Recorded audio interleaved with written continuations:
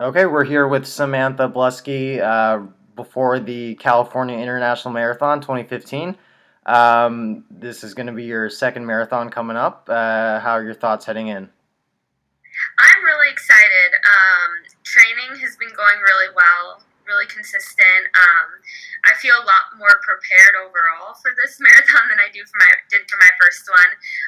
Actually, I have some organized training and a plan, and so I feel a lot better overall. And knock on wood, I've been healthy consistently since my last marathon in April. So I'm excited to tackle another one.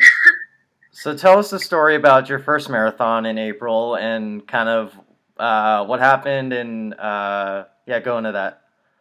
Yeah, so it's I decided to sign up for the Glass City Marathon, it's a local marathon in Toledo, and I was like, I went in with like very lofty goals. I wanted to break like the course record, which I think was 2:53,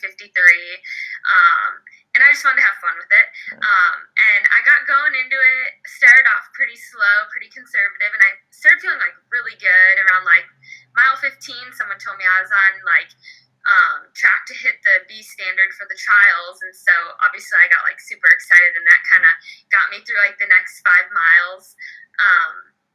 And at about like between mile 20 and 21, you got to like a T in the course, and the half marathoners went left on the first time you went through, and the marathoners went right. But the second time through, the marathoners were all supposed to go left, and the race officials didn't realize. I don't think they realized that I was like the lead female, and so he sent the lead bike that was with me and myself, and then I was running with a guy off to the right. And so I got like a half mile down the path, and I actually questioned it because I run that area a lot.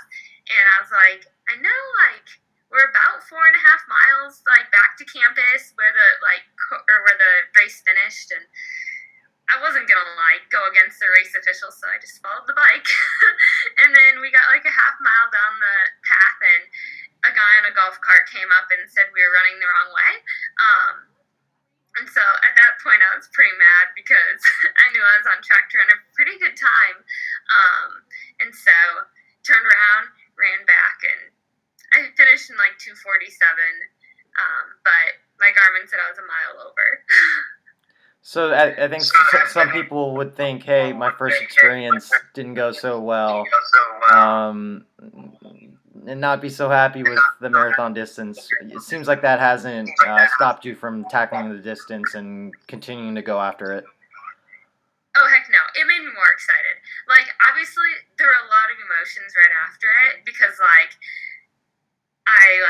I realized how fast I was running, and, I knew that was a goal of mine eventually, but honestly didn't think I was going to do it that day.